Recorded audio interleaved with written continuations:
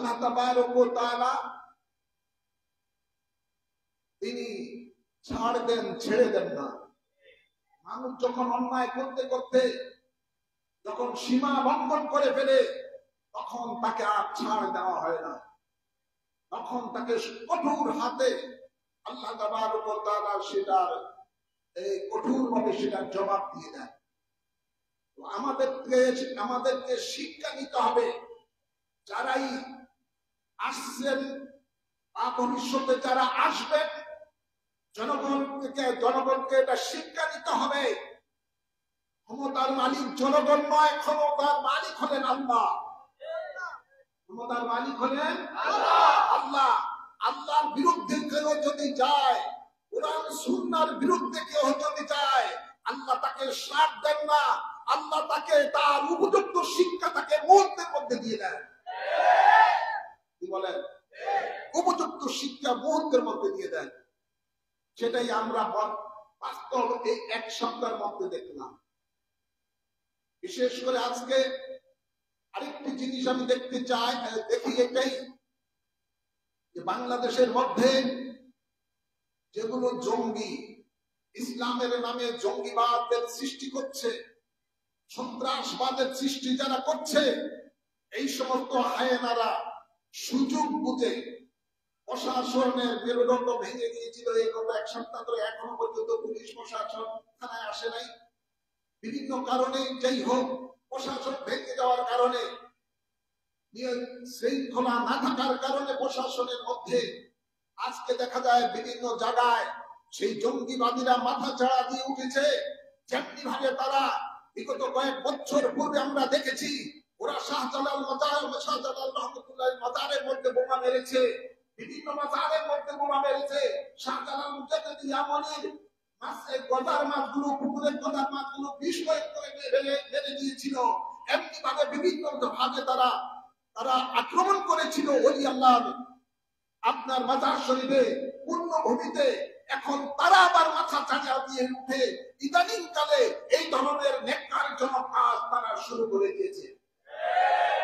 গতকাল আমি একটা ভিডিও বার্তা ফেসবুকে ছেড়ে দিয়েছি যে বর্তমান এই সরকারকে যারা দায়িত্বে আছেন, অস্থায়ী সরকার যারা দায়িত্বে আছেন, আমি ওনাদের কাছে এবং প্রশাসনের কাছে জোর দাবি জানিয়েছি এদেরকে কঠোর হস্তে দমন করার জন্য। এই দেশ ওলি আল্লাহর দেশ, এদেশ কারো বাপ দাদার দেশ নয়। এদেশ বাবা শাহজালালের দেশ, এদেশ বাবা শাহপুরানের দেশ, শাহ আলী মুগদাদির দেশ, খানজাহান আলী রহমতুল্লাহের দেশ, শাহপুরানের দেশ। সুতরাং এই দেশের মধ্যে আল্লাহর ওলিদের দিকে যারা তাকাবে, আল্লাহর ওলিদের মাথার ভাঙার জন্য যারা তাকাবে, ওদের চোখ উপড়িয়ে ফেলার জন্য কোটি কোটি সুন্নি জনতা এখনো ধৈর্য ধারণ করে আছে। ধৈর্যের যখন দাঁত ভেঙে যাবে, জঙ্গিবাদীদের স্থানে বাংলার জমিনে থাকবে না।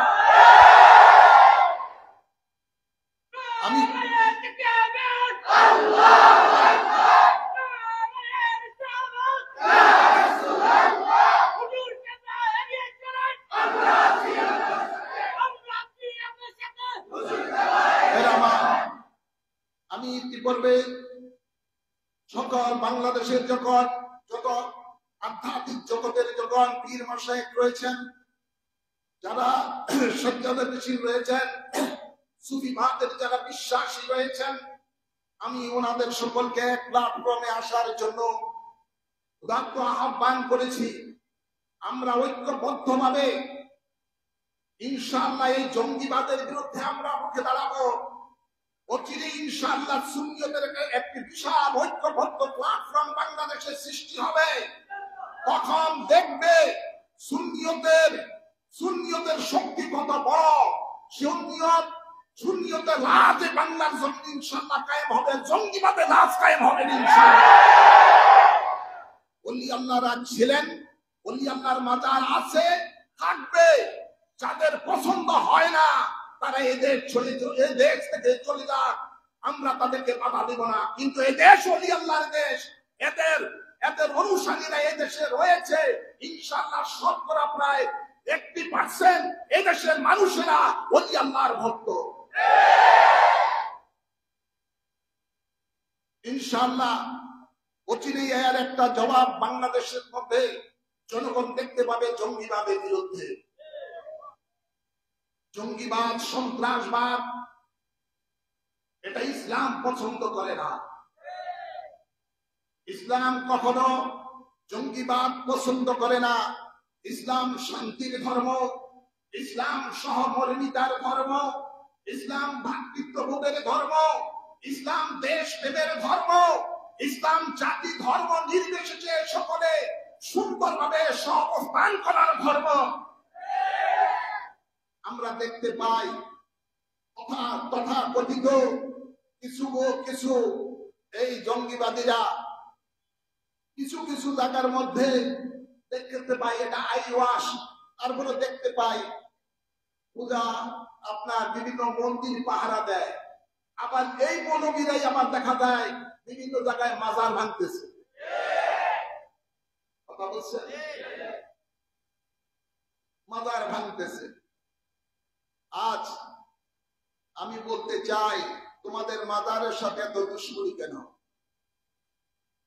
তোমরা কি ভুলে গেছো হাদিসে কুদসির মধ্যে রয়েছে মান আদালি ওয়ালিয়ান ফাকাদ আযানতুহু বিল হারব। আল্লাহ বলেন যারা আমার ওলিদের সাথে দুশমনী করে আমি আল্লাহ তার বিরুদ্ধে যুদ্ধ ঘোষণা করি। আমরা বিশ্বাস করি আহলে সুন্নাত ওয়াল জামাতের আকীদারা বিশ্বাস করি এদেশের মধ্যে জাতি ধর্ম নির্বিশেষে সকল ধর্মের মানুষেরা তারা স্বাধীনভাবে তাদের ধর্মীয় কাজ পালন করবে। কারো কোন ব্যক্তি কোন অন্য ধর্মের কোন উপাসনালয়ে কোন রকমের আঘাত করা ইসলাম সেটা বৈধ করে না। ইসলাম সেটা হারাম ঘোষণা দিয়েছে। হিন্দু বলেন, বৌদ্ধ বলেন, খ্রিস্টান বলেন, মুসলমান বলেন, সকলে তাদের নিজ নিজ ধর্ম স্বাধীনভাবে পালন করবে। কারো উপরে কোন জুলুম করা ইসলাম অধিকার দেয় নাই।